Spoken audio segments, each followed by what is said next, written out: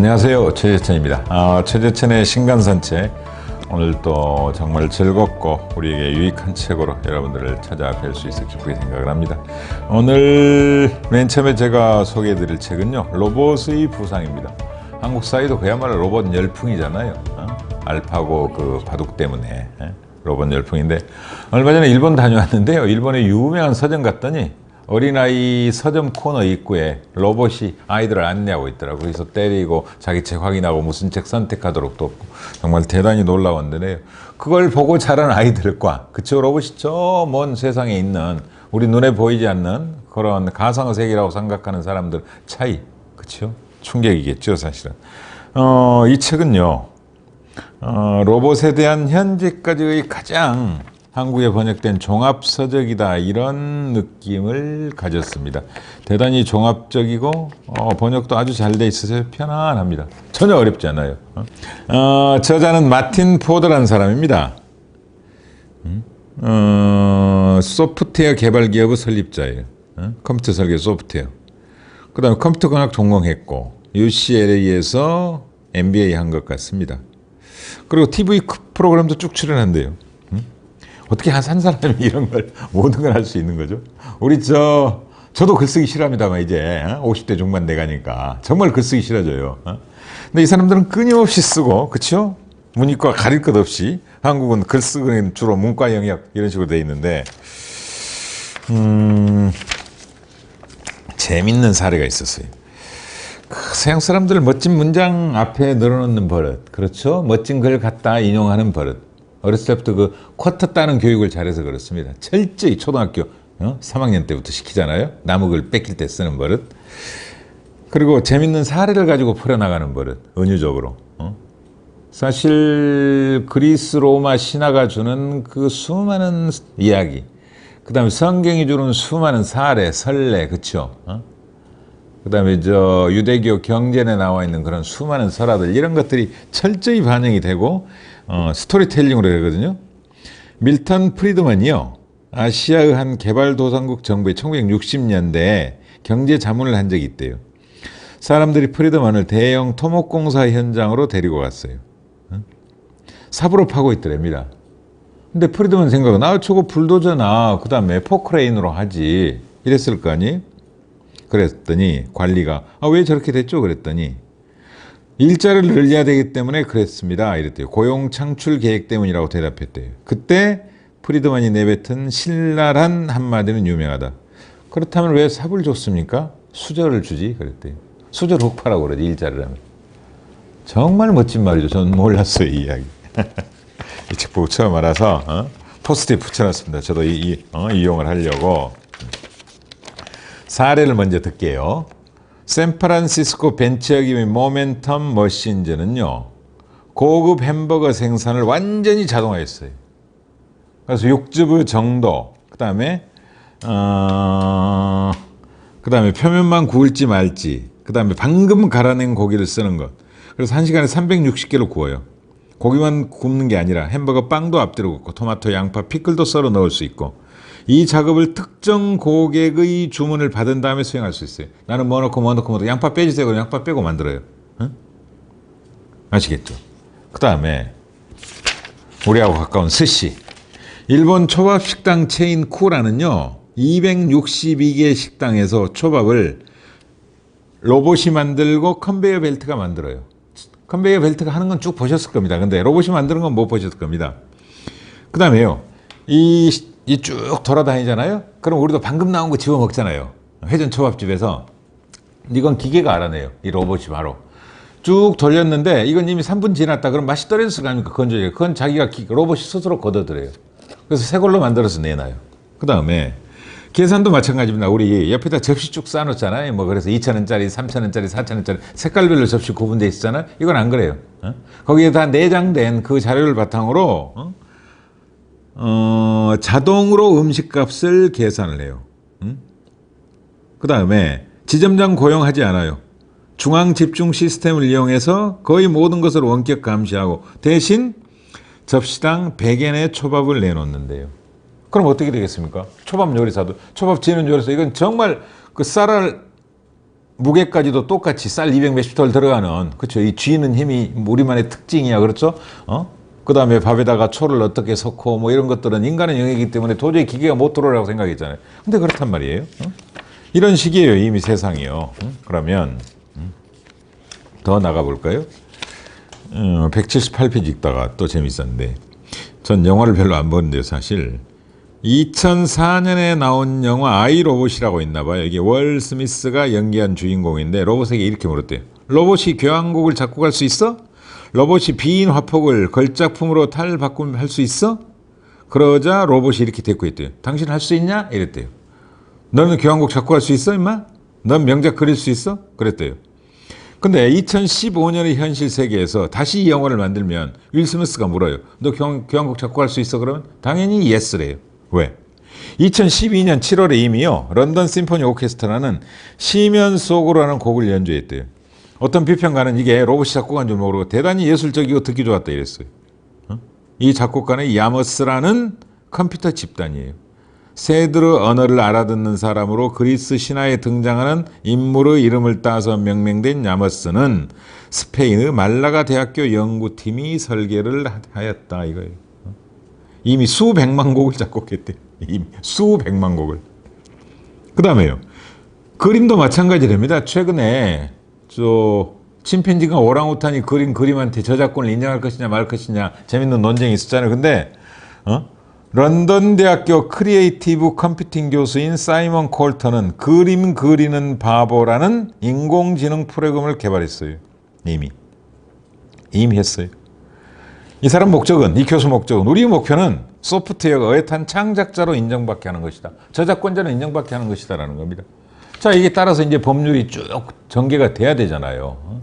근데 지난번 언제가 소개시켜드린 책, 소프트웨어 개발자가, 벤처 창업자가, 법대 가서 이런 인공 관련 법제 연구하고 있잖아요. 이를테면 무인 자동차가 사고 이렇게 했을 때 어떡할 거냐. 그 다음에 로봇이 가서 사람이 싸우는데 말리다가 누구를 다치게 했을 때 어떡할 거냐. 이미 다른 나라는 그렇게 가 있어요. 이 의자 그림 보세요. 충분히 그림이잖아요. 충분히. 충분히 아이디어 좋은 그림 아닙니까? 의자 갖다 놓고 이게 그림이야. 이런 시절도 있었는데. 그 다음에요. 이제 그러면 어떡할 거냐. 로봇이 이렇게 일자리 다 대체해버리고 창작자도 대체해버리고 바둑기사도 대체해버리고 그럼 어떡할래 이거죠. 필연적으로 일자리가 줄어들 텐데. 멋진 또 예가 나와요. 전설적인 미국 자동차 노조 지도자 월터 류터와 헨리 포드 2세가 자동화된 자동차 공장을 둘러보며 나눴다고 전해지는 대화는 유명하다. 포드 2세가 이래요. 류터에게 조롱하듯 이렇게 물었어요. 위원장님, 저 로봇들로부터 노조 회비를 어떻게 받으실 건가요? 그래요. 류터는 곧장 이렇게 받아쳤어요. 노조 위원장이. 회장님, 저 로봇들에게 어떻게 차를 팔 생각이세요? 이랬어요. 그쵸. 좋아요. 로봇이 일자리 대체하는 거 좋아요. 그럼 그 차는 누가 삽니까? 그럼 회사가 망하게 돼 있잖아요. 얼마 전에 우리나라 항공사 회장님이 노조가 파업하니까 뭐 지들이 하는 일 뭐 있어? 비행기다. 이미 인공지능 로봇이 사실상 자동 항법 장치가 운행하는데 그랬다가 혼쭐 났잖아요. 갑자기 그 생각이 났는데 이 부분 읽다가 그럼 어떡할 거냐 이거죠. 일자리가 없어지는 건 좋은데 잘 아시다시피 헨리 포드 1세가 그 포드 시스템이라고 자동차를 조립하고 검정색으로 싸게 해가지고 쫙 만들어내고 자기 회사 종업원들이 이 차를 하나 살 수 있게 봉급을 2배인가 3배인가 올려줘 버리잖아요. 그러니까 쫙 팔려나가니까 너도 자동차를 갖고 싶어 했단 말이에요. 소비 없는 생산에는 있을 수가 없잖아요. 그러면 기껏 만들면 뭐해 이거죠. 이분은 대단히 진보적인 정책을 내놔요. 우리나라 언론들이 이 책에 대한 서평 쓰면서 그 부분은 전부 다 뺐어요. 기본소득을 이야기해요. 기본소득. 가장 자본주의적인 나라에서 가장 자본주의적인 책을 쓰면서 대안은 뭘로 내놓느냐. 기본소득을 이야기해요. 한국에서는요. 이를테면 한국의 정당 그 스펙트럼 100이라고 그러면 왼쪽에 5나 3 정도에서 주장할 겁니다. 진보적인 학자들 중에서도 100명 중에 1명이나 2명 정도 주장할 정도 기본소득을 미국 실리콘밸리에서 창업하고 벤치하고 소프트웨어 개발하는 그 다음에 미국에서 가장 유명한 그런 TV 프로그램도 출연하고 하는 이 사람이 내놔요. 놀랍죠. 기본소득이다. 최소한의 생계를 보장해주고 국가가 최소한의 생활 안전을 보장하고 그래서 모든 사람이 자본가가 되었을 때 우리는 로봇의 등장에 대해서 경계하지 않게 되는 겁니다. 우리 러다이트 운동 있잖아요. 기계를 깨부셨던. 그 다음에요. 대분기입니다.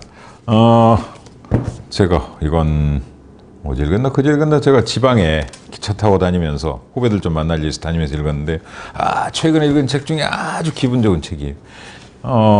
동양사학과 교수님이 선물 썼던데 이 책이 나온 지가 거의 10년이 넘었답니다. 그래서 수차례 번역 시도가 있었는데 책이 못 나왔대요. 근데 정말 비교 경제사로는 아주 좋은 책입니다. 자, 우리 늘 그렇잖아요. 최근 사회과학의 가장 중요한 성과는 어떻게 해서 서양이 저렇게 잘 살 수 있었느냐, 근대를 이루었느냐, 동양보다 잘 살게 되었느냐, 이 원인을 밝히는 데 있다는 겁니다. 전부 다 그리 갔어요. 자, 서양 사람들이 뭐 기술 개발에 뛰어났다. 알고 보니까 르네상스부터 창의력이 있었다.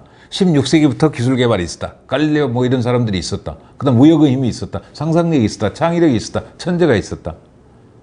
근데 알고 보니까 이건 역시 학자들의 힘일 겁니다.